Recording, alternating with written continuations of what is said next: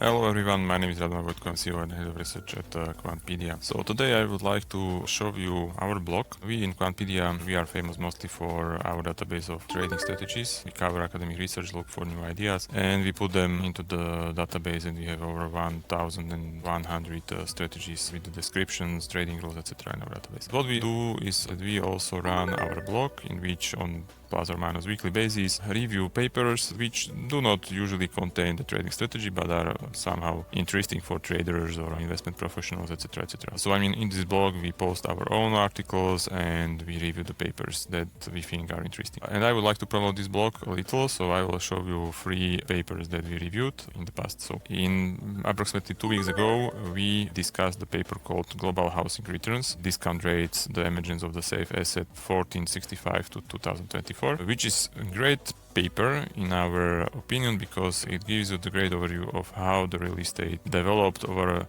not few decades but over 500 years. Unlock the power of Quantpedia Pro with over 900 premium strategies extracted from 100,000 research papers and more than 30 quant reports. Model full portfolios, generate real-time reports and save hours of work. Quantpedia Pro, your edge in quantitative investing.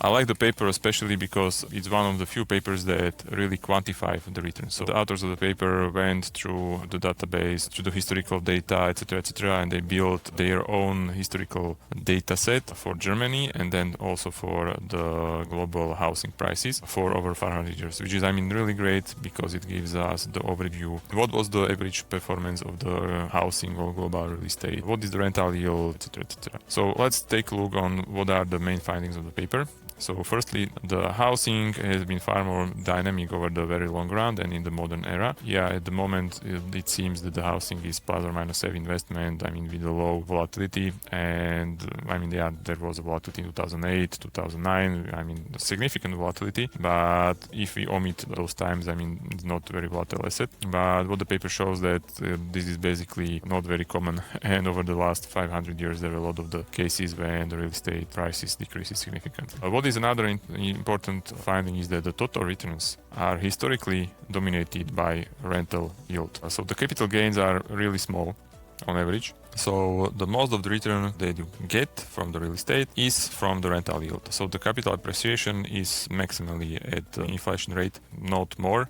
And if you gain any appreciation or if you gain any yield, it's from the rental yield. So it's really important to have a housing or have a real estate with a nice yield, because this nice yield is the yield you will get and you cannot count on the price appreciation, and definitely not in the current situation. Another important thing is that the discount rates trend down secularly. So what does it mean is that there are century-long trends in the discount rates. If there is a trend in rising valuation and at the moment there is some valuation set up, we can count that valuation will significantly change in the next 10, 20, 30 years because those things tend to move glacially. So they are multi-generational or moving generation to generation. So if the current valuation is high, we can expect that it will stay high. You cannot count on getting any money from the change in the prices, but if you have a good rental yield, once again you can get the yield from the rental yield. And the last thing is that the sovereign safe asset premium, it's really something that started in the 18th century. The rental yields exceed the sovereign yield. There is some premium that's related to housing. Housing has a little higher premium than the yield that you are normally getting on the bonds. It was not so, in the 15th or 16th century when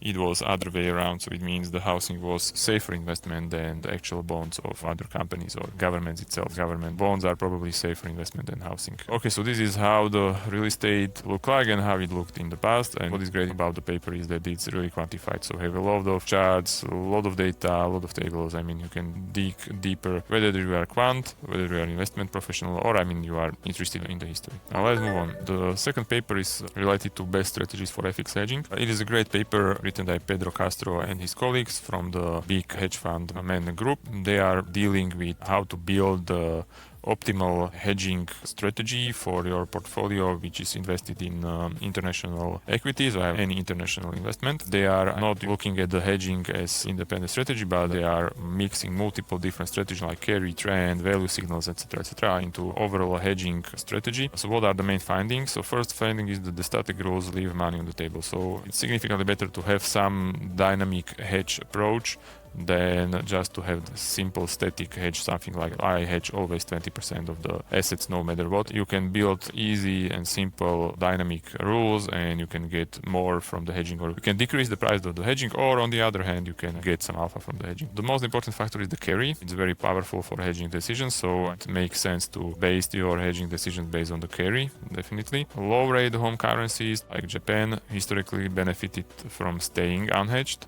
And on the other, high rate homes like a New Zealand dollar or Australia, they benefit from hedging. So, I mean, it really depends what is your home currency or what is your home country, and then you can base your hedging decisions based on that. It makes sense to add the momentum and value overlays, whether it's a 12-month trend signal or pure purchasing power parity or something similar. Dynamic minimum volatility works as intended, and the optimal hedging carry is frequently the best.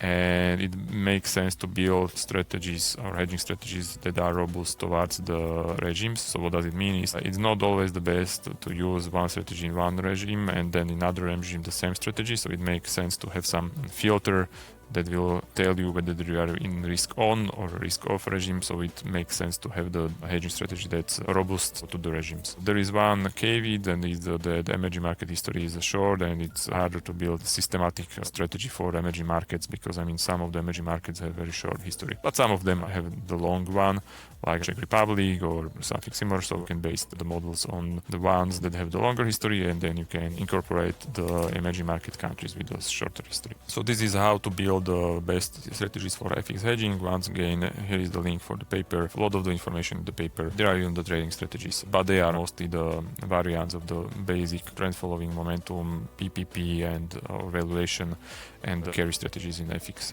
which are available for free also on the Quantpedia. And the last paper that I would like to mention in this video is about the low-risk anomaly. So it's written by Sequo Lee and Matthew Lin. They discuss why the low-risk anomaly exists in financial markets. Well, what is the low-risk anomaly? It challenges the traditional risk-return paradigm. We have the paradigm that if you have the higher risk investment, it should give you the higher return. There is a long-standing phenomenon in the equities and also in the other assets where the low-risk assets often outperform the high-risk counterparts on a risk-adjusted basis. Why it is so? It basically comes to the mutual funds. So funds themselves, they have a problem with the leverage. So people like to have the higher return.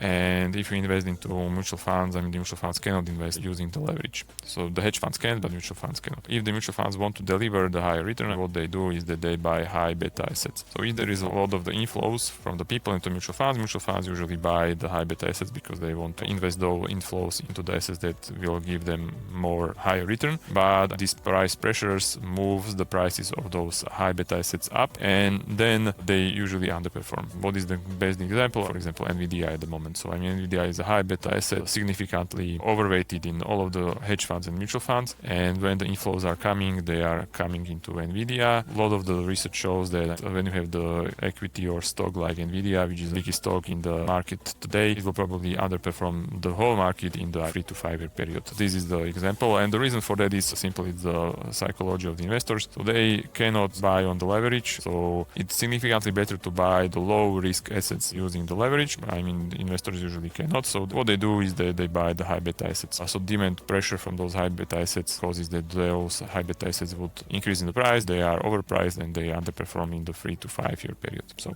that's the simple. And that's the explanation of the low risk anomaly. Once again, if you would like to know more about that, I really recommend you to go to the paper. So thank you very much. I hope that you liked the current video. So we described 3 papers that we think are interesting. We reviewed them on our blog. And if you would like to learn more about the quant trading, investing, etc., visit our blog from time to time or sign up for our newsletter, and you will have a new portion of the ideas on a monthly basis. So thank you very much, and please join us in the next video.